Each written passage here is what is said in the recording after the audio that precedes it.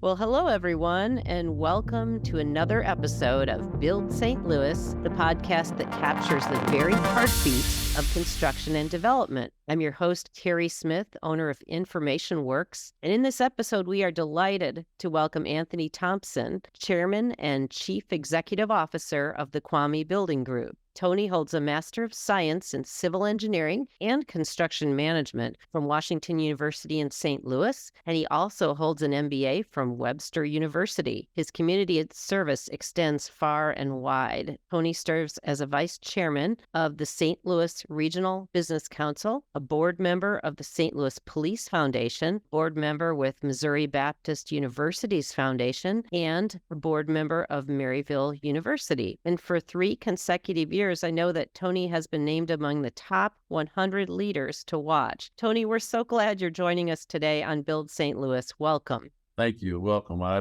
would be remiss to all my rock chalk fans if I didn't remind you that my undergrad was in architectural engineering from the University of Kansas. So all my true friends out there,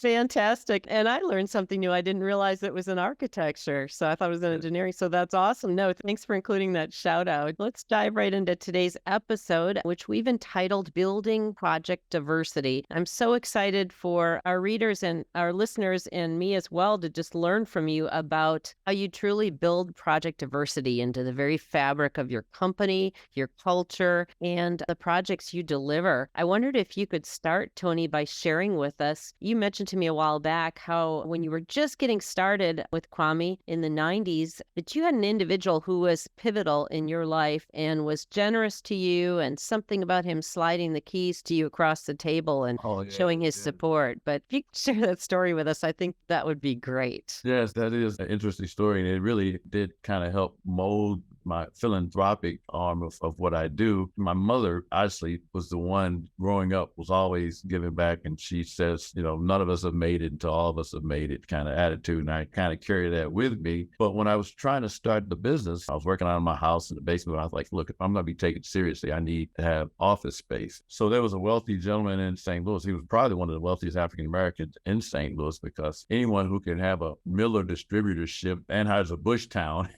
had to have something going on, right? So right. Colonel Clifton Gates. And so I developed my business plan, and I went to him as if I was going to present to a bank, because I wanted to give him the same level of respect that I would give a bank. And I was going to ask for, a loan or money to get my company started out. And so I presented the business plan to him. I gave him this long speech and presentation and so forth. And he sat across the table from me. He said, so what do you need the money for? I go, well, I'm going to need office space. So he slid the keys across the table to me, and he said, and he wrote down on the paper the code to the alarm system. Oh, wow. What do you need the money for? I said, well, I'm going to need phones and stuff. He said, well, I'll put a line in for you tomorrow. So what do you need the money for? I'm like, so it's like I'm starting to run out of excuses. And I learned from that, it was like, he made sure he took all the excuses away from having to give me cash.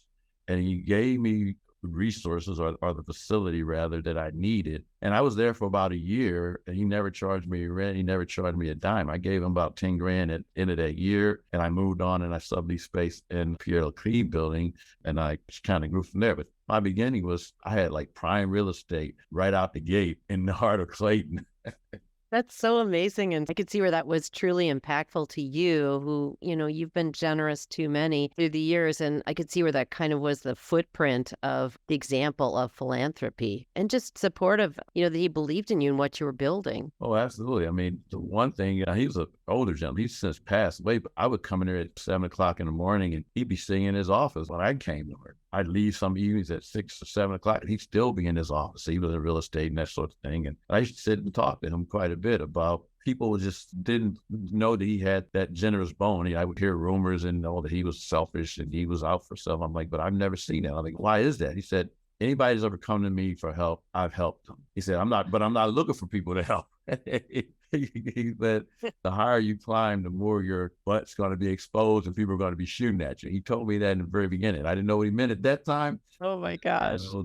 I didn't know exactly what he meant. That's a visual right there. I never heard that, but it helps you, right? When you're number one or you're succeeding. When you said that, I thought about a ladder, like on a construction site, like you're climbing and people are wanting to hold on to your coattails. And you're pretty vulnerable, you're up there and if you're alone, there's a lot of cliches that go, it's lonely at the top, you're up on the ladder, you're real vulnerable. You're at the mercy of whoever's holding the ladder at the bottom. So there's a lot that came from that statement. Oh, definitely, definitely. So Tony, back then, and I guess by back then, we mean 30 plus years ago, were there very many African-American male and female construction project managers back then? I can imagine there were very few owners as well of construction companies who are minorities, but in terms of the faces in the workforce, what did it look like back then? Well, that's interesting because that also helped me to fine tune what it is I was going to pursue as an entrepreneur. I often wanted to have my own business, even back when I was in high school, but I didn't know in what arena. And even once I graduated, I worked at the Corps out at the Lock and Dam and construction sites. I worked at Monsanto doing various design, structural design type work, architectural drawings. I did a lot of rehab stuff on the side. So I didn't know if I wanted to be in design or if I wanted to be in construction. But it all kind of came together for me when I was working with Anheuser-Busch, where I was traveling around the country, handling 11 of the 13 breweries. And everywhere that I traveled,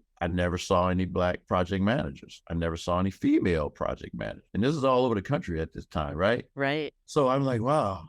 So the space was very clear. It wasn't very crowded. So I decided, okay, I'll just start my business in owner representative type construction management work, which is all my experience has been there. That's what I was doing for the brewery. I went back and got my master's in construction management. So that's all I really knew. So it only made sense for me to pursue a business that I was most versed in. And to your point, if I were to look at my business plan, if you look at the list of the top 100 contractors in the St. Louis area in the construction industry, none of them listed construction management as their core business. Today, they all list construction management as their core business, but there were no minorities and there were no women. So not only did I not see individuals that were project managers or women or leaders on projects, there were no minority companies that provided that service. So that was really the hallmark, and it really made me stay focused on that. And so now here I am 32 years later. There's still a few other competitors in the arena, but still very few minorities. Wow. It seems like a very basic question to ask, but why do you think that is? It seems kind of amazing. I talked to construction companies that are seeing the number of women increasing and other minorities, but the fact that that's still sort of at the spot where it is, makes me scratch my head. Well, the analogy that I use is pretty much, and I hate to use sports analogies because I'm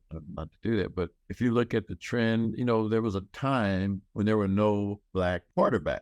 Right. And so once they broke that mold and you started to have Black quarterbacks, then you start having a trend of Black quarterbacks. And now this last Super Bowl, both teams had Black quarterbacks, And I think that over time, you begin to have more minority and women in the project construction management arena. But I think it's just going to take time for people, because again, we are the quarterbacks for the owners. We are the representative managing the projects on behalf of the owner from the design through the construction phase. Well, if you were to go back 15, 20 years ago, you'd be hard pressed to find an African-American male or a white female with 15 or 20 years experience as project manager. So now you fast forward to today, my staff, most of the people that have been with me, we've been in the project management arena now for 30 years, 20 plus years now. So it's, on the one hand, it's easier to compete because now we have that track record, we have that experience, which is what most people look for and ask about when you first get out there, but we still have a long way to go. So I try to recruit. I mean, you mentioned earlier, my staff is pretty much 80-90% African-American and women. Most of my leadership here are female right now. I just hired a young lady who just finished her PhD in engineering from Rollo Engineering School. But these are the kind of people that I try to recruit and attract. And I think, again, to use a sports analogy, it's like when you look at these coaches that have won multiple championships, the Phil Jacksons of the world, the Pat Rileys of the world. So it's like, why is it they could put together and recruit a team that could constantly win a championship every year? Well, it's simple. They both played in NBA and they both had played on championship teams when they were playing in the NBA. So they knew what it takes to win. They know what it takes to win, and they knew what type of people they needed to Right. be successful. And that's why they have been successful as coaches. I look at it the same way. I worked for some of the top companies in the industry, Anheuser-Busch, Monsanto, Ford. So I saw the level of quality that they expect and the caliber of people that they hired. And I just used that same approach in my own business. And I like to say that we're a big company in a little company's body. I try to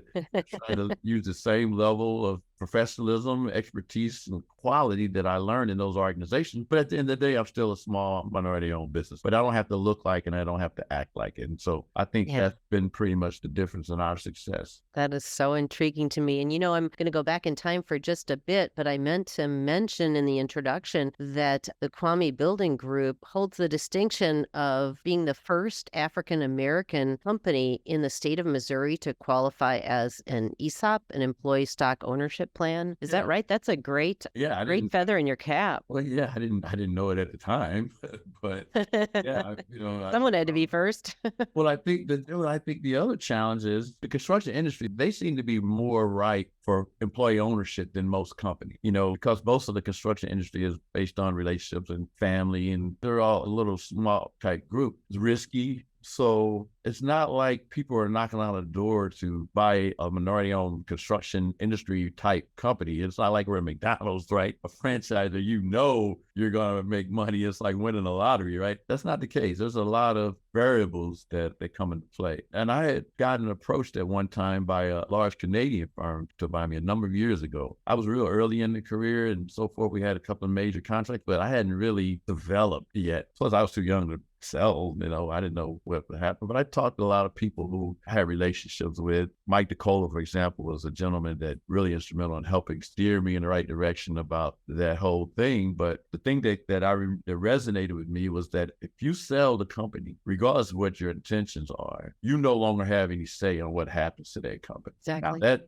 changed my whole outlook because my whole purpose was to protect the people that I had employed that relied on me. I mean, I have 50 or so families that are dependent on their job with the Kwame Building Group. I didn't want to sell it to someone who's just going to pick and choose and start laying people off. So I said, no, well, I'll not do that. And as I continued to revisit and I learned about ESOPs and I did my little research, I was like, hey, why not sell it to the company, to the employees? I learned about leveraged ESOP versus just private equity type or equity type buyouts. So the company, as long as the company is successful, issue shares to the employees. They don't have to pay for it as long as the company is successful. The loan that went into it is paid for by the profits of the company. So that's the closest thing to free money that anybody's ever going to get, right? And I think it retains your future workforce too. Like it retains the quality of that was the plan. The challenge sometimes is some people still don't really understand or appreciate it because it's for retirement. And It's just a different generation now than where we came from.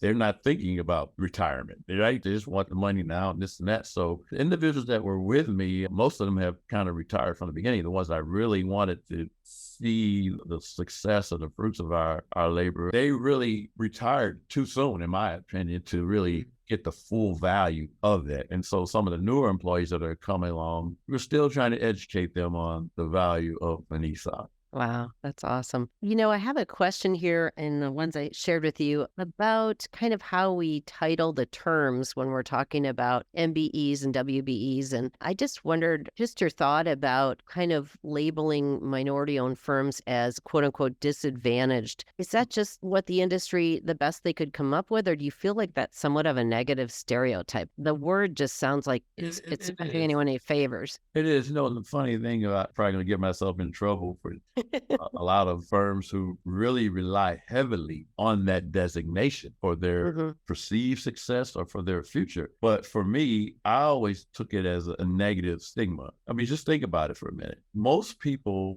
corporate people do not understand what it takes to even get the designation, right? So I came from corporate America, started my business, thought that, hey, based on all my experience and all my education, that I open up my shingle, hang my shingle up and go to work and people are going to just knock down my door to come do business. I quickly learned that that wasn't the case because the system that is supposed to help us has really been a hindrance. And I got to be careful now with it, the way I explain this, because I'm not a Republican, I'm a Democrat, right? But in some cases, the whole affirmative action or the MBEDB program works against minorities. And here's why I say that. We have to fill out all this paperwork to get a designation that I have to share my personal net worth, my taxes, my financial, everything. They look with a microscope. So I have to spend all this time and money and effort with accountants and attorneys to get certified. Well, my white counterpart doesn't have to do any of that. So what happens is, so now I start out in the hole, and now you ask me to go compete. So I'm now on a list with other minority or disadvantaged businesses. And now it's almost like, I hate to say this, it's like you're having a baseball team and you're asking them to go compete, but you tell one team, you got to have 25% of your team have to be handicapped, but you guys need to compete against this other team that doesn't have any handicapped players on it, but you expect them to be successful. And I like to say, look, African-American business have the right to fail at the same rate as everyone else, and they do. And so it's an unreasonable expectation that every minority firm that gets out there and gets certified is going to be successful. Not going to happen. The labor statistics state that most small businesses fail within the first 5 years of operation. That's all business, not minority business. So it's really kind of unfair. It's like you're supposed to help us, but it's kind of like Eddie Haskell. You trip me down the steps and then you come down there and help me up, and you want credit for helping me up, and you're the one that tripped me down the steps. And so that's so true. The stigma is really unfortunate. Now, I'm not against affirmative action. You need some type of goal and way to measure whether you're meeting the goals that you've set. I just think that the system and the way they're going about it creates a problem, because now you go to the majority firm and you say, hey, Mr. Majority Firm, we're a serious corporate client and we want you to have 25% minorities on your team. You just put me in a weak position to negotiate, because now he has 75% and now he's going to go out and find 5 other minority firms and give them each 5%. He comes back to the owner and says, hey, I met the goal. They get the contract, but you never really have to worry about that minority firm being your competitor, because you can't really grow off 5% of anything. And if the labor statistics are correct, those minority firms, a good 80, 90% of them will be out of business within the next 5 years. Wow. And when you were talking about that, I know it's kind of a parallel conversation, but minority participation. What parts of the construction project, when you imagine a subs list, I'd like to think that majority firms are doing their due diligence and offering opportunities to the engineering consultant and not just the landscaper or whomever. I don't know how to ask that, but is there any parity there with the opportunities that, minority partners have? Yeah, I think you hit on an interesting point, because there's the design side and there's the construction side, right? So on the design side, there are minority professionals that can participate at a high level, or at least they could certainly perform more than 25% of that work. That's one aspect of it. On the construction side, what has happened historically is that the demolition and the labor and some of that work was kind of set aside for the minorities. But if you have a huge project, there's not enough demolition on that project to really put a dent in the percentages that you're looking for. Sure. So if you only have 1 or 2 minority firms that do, let's say, plumbing, for example, or electrical work, and if they're any good and if they're smart, they're not going to bite off more than they can chew. So there are a lot of public projects that may come along that you may not get any bids from a minority firm on, because the ones that are competent enough to really do the work are busy, as they should be. So what needs to happen is we need to have more minority businesses in the industry. That's why I encourage people to start their own business. I encourage them to jump out there and so forth, because we need to grow that pool. But once we grow that pool, they need opportunities to grow. And what will happen is, if you don't give them opportunities to grow, you're going to constantly be churning out those 4 or 5% pieces of the work, and you'll never have any growth, which incidentally is why I chose the professional service route of construction management, not only because that's where my education and experience came from, but I didn't have to deal with the low bid situation, the bonding capacity issue, the banking issues, and so forth, the union challenges. If you're a minority carpenter or electrician and you're in the union, majority of work in St. Louis is going to be union work by default, even if you do nothing, because the majority of the major firms are union contracts. Okay. Right.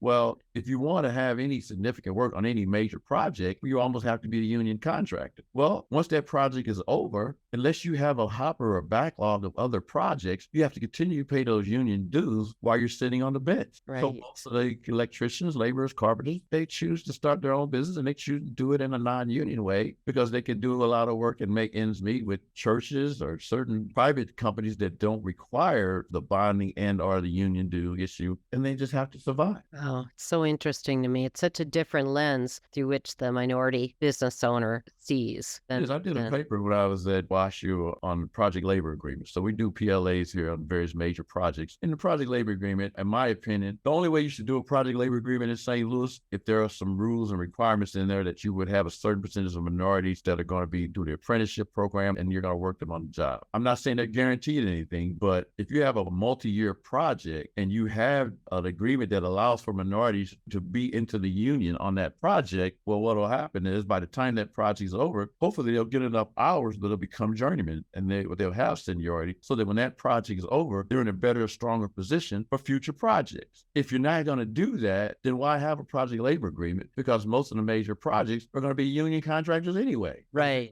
If you're the owner and you're going to go into an agreement like that, what are you getting out of it? The one thing they try to get initially is a no work stoppage, for example, if they go into striking. That's important, but that's pretty much the only thing the owners are really trying to protect themselves from. But if you're sincere about inclusion, then include in that project labor agreement language that allows you to ensure a certain percentage of minority apprentices or workers on the job. There's no guarantee they got to perform, but you at least need to have that in there so that you're trying to build the capacity of minorities in the union trade. That makes total sense, complete sense. What steps, Tony, do you think, probably a lot of them, but what big steps can St. Louis owners take, particularly on privately funded construction projects, to just make sure that what they're building mirrors who they're allowing to build it, mirrors the community, mirrors the diversity, and that project diversity follows through to project delivery? That's another excellent question. I see you've done your homework because you know where the challenges are in our community. So there are some private institutions in the St. Louis area. They have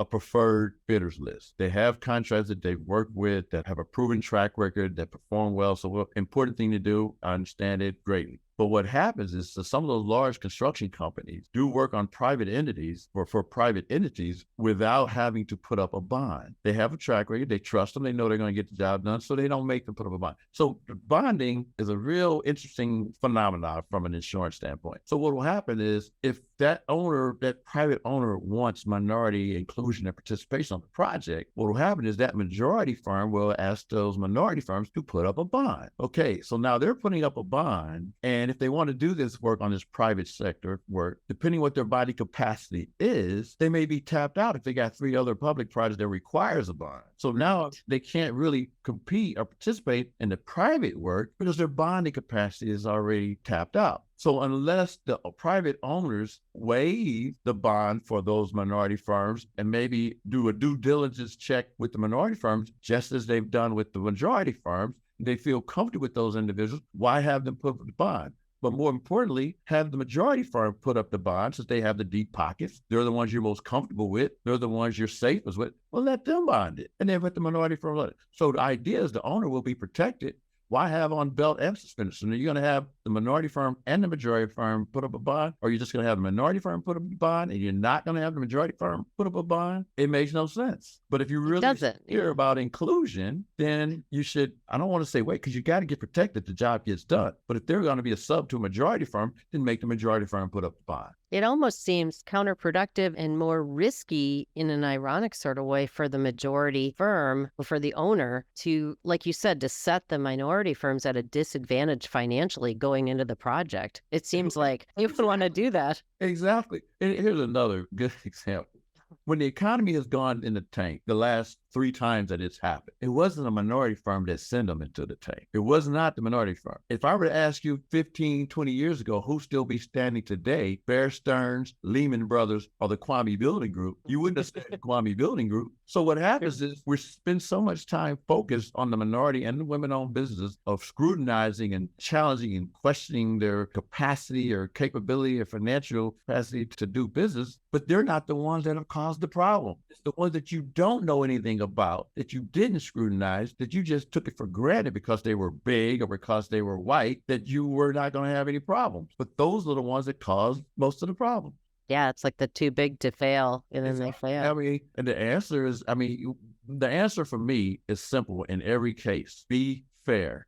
Do the same thing for everyone. If you want the minority firm to put up a bond, make the majority firm put up a bond. If you want the minority firm to do X, Y, Z, whatever scrutiny you have, you put the minority firms through, do the same thing for the majority firm. Now, 9 times out of 10, they'll withstand the scrutiny. They'll have the financial capabilities and the financial resource, everything that it takes, but it still takes time and money to gather all that data and submit it to an entity to get approved for something. Money that the minority firm does not have.